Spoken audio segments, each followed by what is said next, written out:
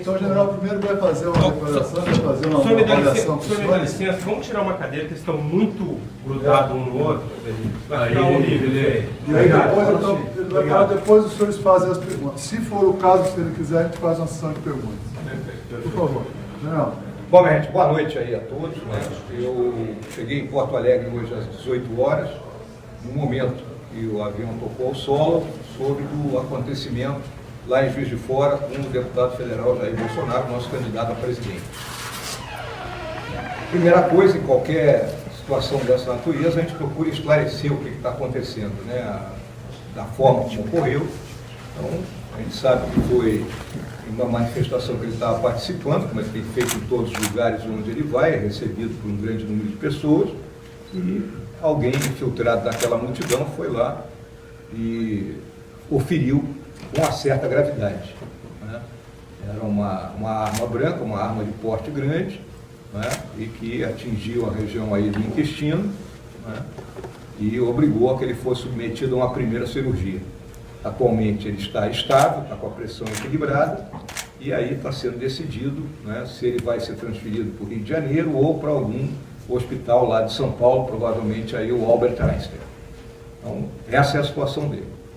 A segunda coisa, né, que tem que ficar muito claro, é que esse é um momento, né, que a gente tem que agir com calma. Temos que baixar as tensões. Eu já vi algumas declarações do tipo que o Bolsonaro, ele enfiou a barriga na faca do cara, por declarações que ele faz nos locais que ele visita, né, que são as figuras de retórica que ele usa. Eu já há algum tempo atrás tinha me referido que essa questão dos ódios e paixões que estão sendo colocados, principalmente nessa eleição, eles não vão de acordo com as nossas tradições. E se vocês lembrarem que a última vez que um candidato a presidente ele sofreu um atentado foi há 52 anos atrás, em 1966, quando o general Costa e Silva era candidato e houve aquele atentado da bomba no aeroporto de Guararapes, com todas as baixas que ocorreram. Então isso não é da tradição da história política do Brasil. Esse tipo de coisa ocorre muito naquelas eleições municipais, no interior, ou na Baixada Fluminense, no Rio de Janeiro, com aquelas ligações que determinados candidatos têm, seja com crime organizado, seja com milícia, né, coisas dessa natureza. Então, qual é a palavra-chave hoje?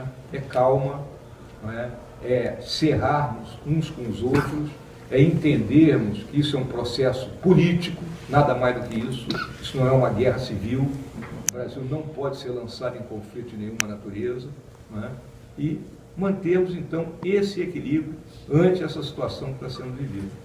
Nossa história já passou por situações similares e nós conseguimos ultrapassar dentro daquele ambiente de cordialidade, que sempre procura se nortear as relações dentro do nosso país.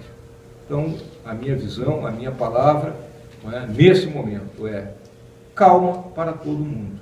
Vamos deixar que a polícia investigue o caso, o elemento que realizou o atentado está preso, vai ser submetido ao interrogatório, a investigação que tem que ser feita.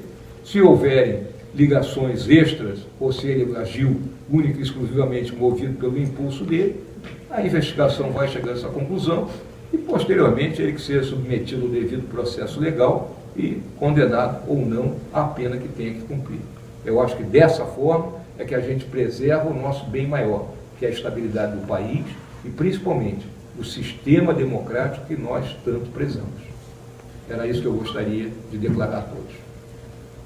Podemos fazer algumas perguntas? Pode fazer a pergunta. Boa noite, primeiramente. Vitor Costa, da Record TV.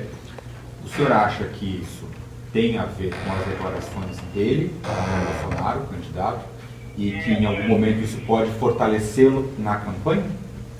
Não, essa questão, você acha o atentado em si, né? Ou o que você está falando? O atentado em si. Eu acho que o maluco tem tudo que é lado, né? É óbvio que uma pessoa, que sem mais nem menos resolve fazer um atentado, esse é um crime político, né? Não tem a mínima dúvida, esse é um crime político, né?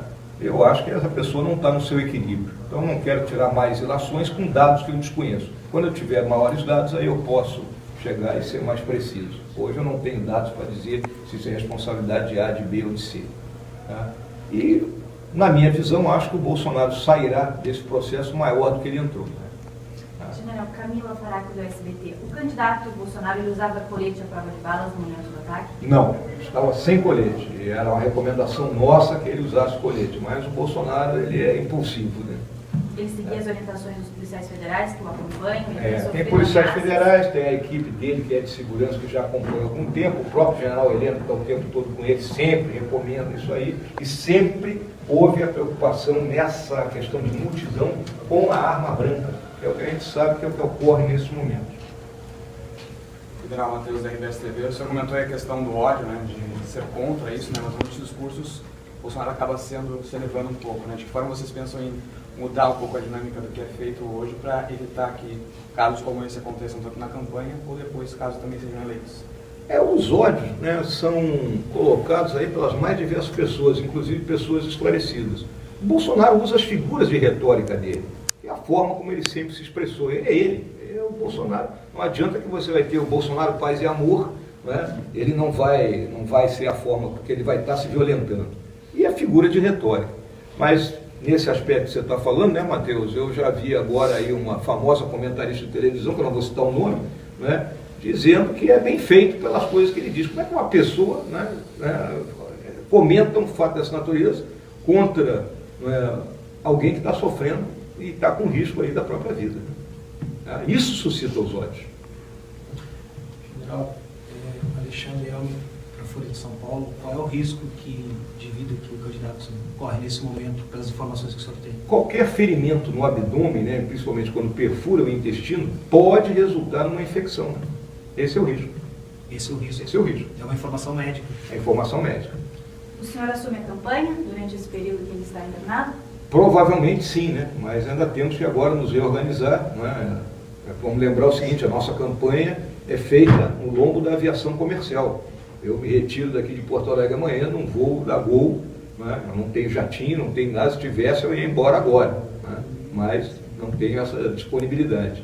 Então eu tenho que chegar lá ao Rio de Janeiro, nesse meio tempo terá somada a decisão de para onde ele será transportado, me reunir com todas as pessoas que estão trabalhando na campanha e ver qual é a nova, né, roupagem que nós vamos dar, porque na minha visão ele vai levar uns 15 a 20 dias aí, que é praticamente o prazo para a eleição para se recuperar, né? General, o candidato Bolsonaro, com a experiência militar, e o senhor também, obviamente, né, natural, chegou a aconselhar de usar o colete? Sim, ele usou o colete em outras oportunidades.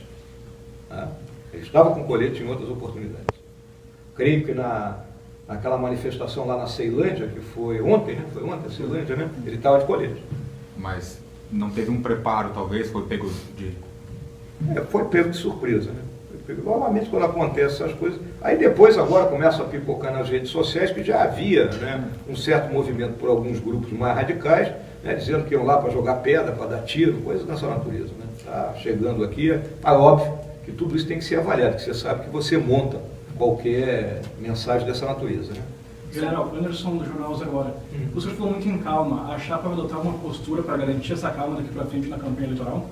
É a postura que eu tenho adotado, né? Se você tem acompanhado a forma como eu tenho conduzido a nossa participação na campanha, eu até tenho dito que o Bolsonaro é o nosso homem de massas, é o nosso agitador, é ele que está sempre com um público grande, que é o público dele, e eu faço aquele trabalho formiguinha, indo me comunicando com pequenos grupos, né? Fazendo mais a propaganda e esclarecendo mais as nossas ideias. É dessa forma que a gente tem agido.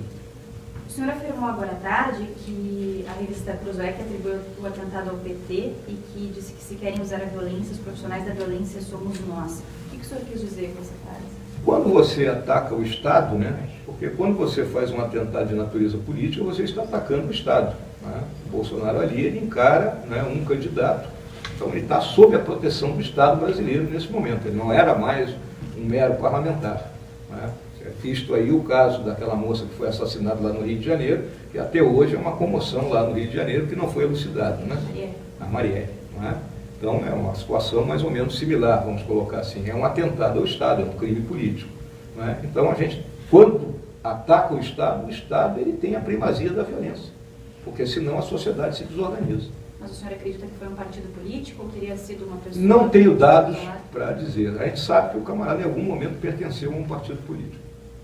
Não sei se pertence, não sei se foi instigado, então é aquela história que eu falei aqui, né? O cara pode ter algum desequilíbrio mental, né? Chegou à conclusão que hoje vai ser o meu dia.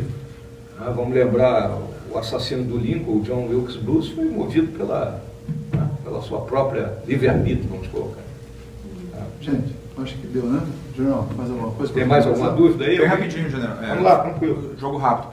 Nessa configuração, o senhor caracteriza, então, o que sofreu Marielle Franco com o mesmo atentado que o Bolsonaro? É a mesma coisa, né? O senhor acredita? Não é a mesma coisa. A Marielle diz... Qual é a tese em relação à morte da Marielle? Que ela foi assassinada pela ação que ela tinha em determinadas comunidades do Rio de Janeiro e aí feriu os interesses da milícia, sei lá quem que estava lá, né? E o Bolsonaro, é óbvio que no momento que ele está numa posição de destaque na campanha e tem uma palavra diferente daquilo que o mecanismo, o establishment brasileiro hoje considera que seria a necessidade, ele pode ser exposto a um ato dessa natureza, qualquer desequilibrado. Só uma última pergunta. A sua chapa Tranquilo. defende o porte de arma, mas se o agressor estivesse armado com um revólver, uma pistola, enfim, provavelmente o candidato não teria sobrevivido. O que falar para as pessoas que dizem que ele foi salvo pelo estatuto? Não, ele não foi salvo pelo estatuto. O cara também podia estar de revólver. Isso aí, essa tua pergunta é inócua, minha filha. Essa não... Sem resposta essa. Sem resposta. Porque ele podia estar, assim como ele está com uma faca, ele podia estar com um revólver. Ninguém ia impedir isso aí. E talvez até o ferimento do revólver fosse melhor do que o da faca. Até porque numa distância curta o ferimento de revólver cauteriza.